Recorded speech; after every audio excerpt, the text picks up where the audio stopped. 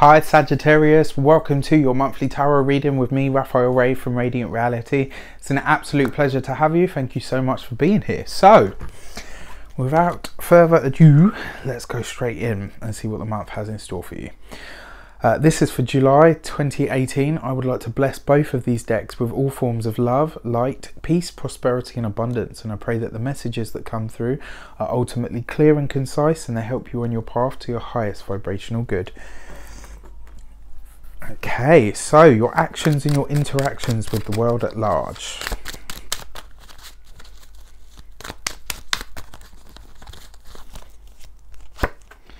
Oh, look at this. The Four of Wands straight out. Your actions and your interactions. So this is about celebration. This means that this month you're going to be celebrating something. It means that this month you are going to have good news. This month you are going to receive a letter or a communication of some sort that just makes your heart sing. It could be about an engagement that's about to take place. It could, sorry, I'm going to sneeze.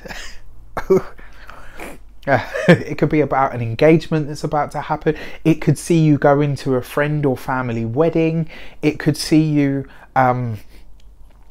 celebrating something of your own, some small victory. It could be something that comes into the home that really makes your heart smile. When you see the Four of Wands, it's about being committed as well. So that's why I say you know, a wedding or an engagement. When you see the Four of Wands, it's very much a foundational card. It's a card of having the experience of having a happy home or having good news or blessings come into the home. What better news is there than, you know, people committing themselves to each other or finding love or finding some commitment of themselves to something that they can create or enjoy. Also, like I said, this card represents commitment. It can represent marriage in the traditional sense as well. So your actions and your interactions this month, you are getting committed to your own celebration. You're celebrating life. You're celebrating yourself. You're celebrating the fact that you're able to do and generate all the things that you are. But more importantly, you are being committed to having things to celebrate for. It's kind of like, you're not worried about the work. You're not worried about what needs to be done. You're not worried about any of the stuff that's difficult or hard or, you know, or anything like that. It kind of says to me, because your actions and your interactions, excuse me, is what you do. And the Four of Wands is about the celebration of those things. This is about you getting committed to having things or continually finding things in your life to celebrate. And that is a wonderful example to set for the world. Okay, so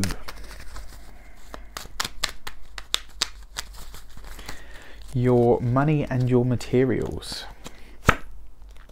You get the Hierophant. So the Hierophant is an interesting card because it actually represents the status quo.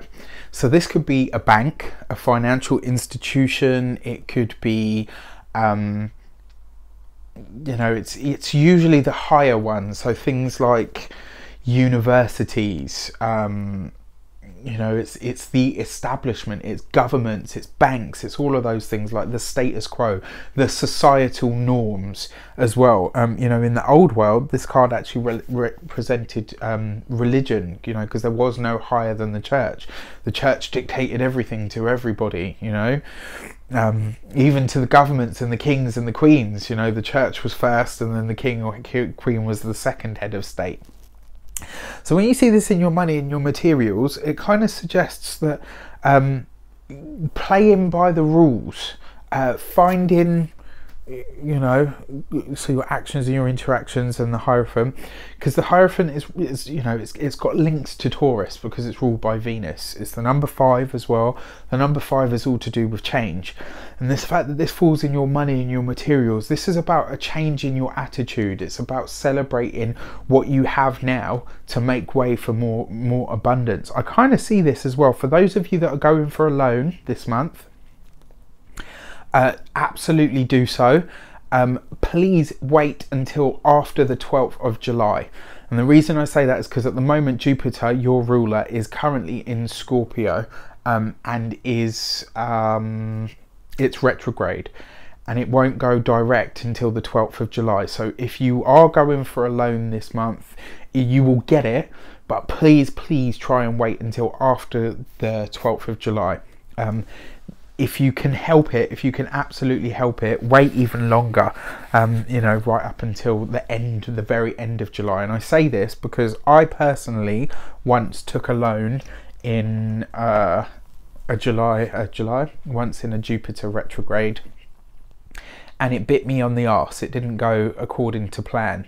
So I can tell you from experience, if you are taking a loan, if you are interacting with any kind of financial institution, wait until Jupiter goes direct and then apply. It just means that it will go smoother. It means that you will have a better experience of it. But yeah, playing by the rules, having extra knowledge, because the Hierophant card is also a card of initiation. To go through initiation, you have to learn something. I've just given you a piece of information there that is quite handy to know. Don't take a loan in the Jupiter retrograde. That might well be a small key to a puzzle. Excuse me, you know, that helps. So that's interesting as well, because you see these, like I said, this is firm foundation. This is the status quo. This is your actions and your interactions. This is about celebrating your ability to get a loan. This is about celebrating your the fact that you have a home, you know, a roof over your head. This is about you just celebrating the things that you have. This is about being really clear. Yes, I could have more. Yes, I'm seeking to have more, but I'm actually truly experiencing the gratitude and the celebration of everything that I have now. And if you can have that experience, you know, of the gratitude, it's really powerful, because it starts to bring more of those things to you.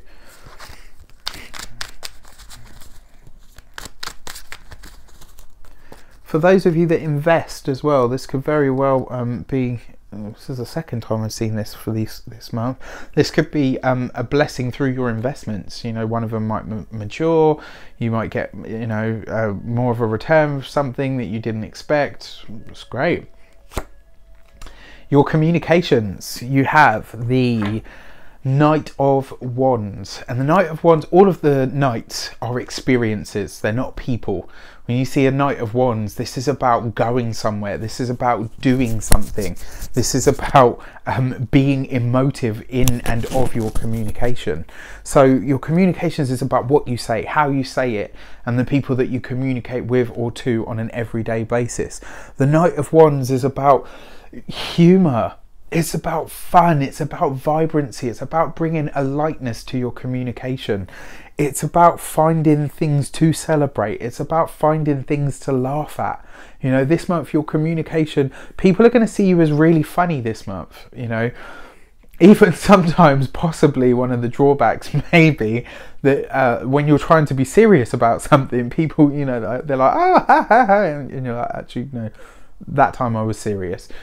You know, it could be that kind of experience, because you've got the Hierophant card here and it's linking to this as well. So your communications is about light-hearted, it's about fun, it's about talking about where you want to go next, it's about talking about what you need next. When you are communicating with financial institutions, when you are communicating with your, you know, financial advisor, when you're communicating with banks or anything like that, you need to show your dynamism, absolutely, but you also need to make sure that you are able to speak their language. How you speak to a bank manager is not how you speak to somebody at a bar on a Friday night.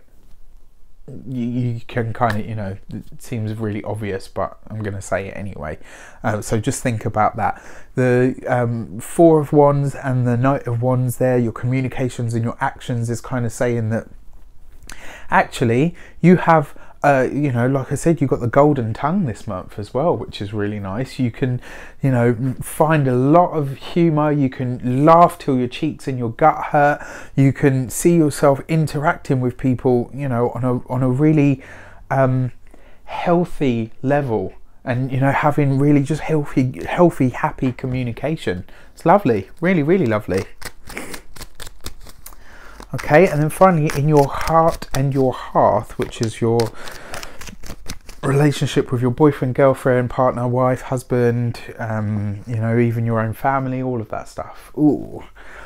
Okay, so if you are in an established relationship, this looks like you will be having some words with each other this month, and it's going to come probably because of the, I'm just going to be honest, I feel like Sagittarius, one of you is a bit more grounded, and that person is going to want to do everything by the book.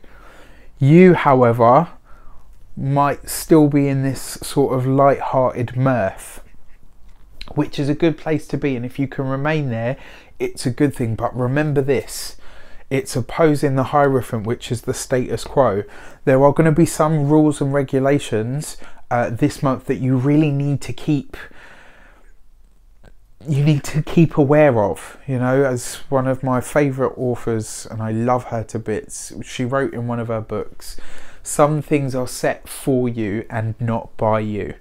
And if you ever met me as a teenager, boy, I really needed to read that, because it was a real wake-up call. I'd heard those words in so many different forms from so many different people, and I was just like, yeah, fuck that, you don't know me, like, whatever, I'm Raph, like, what, you know.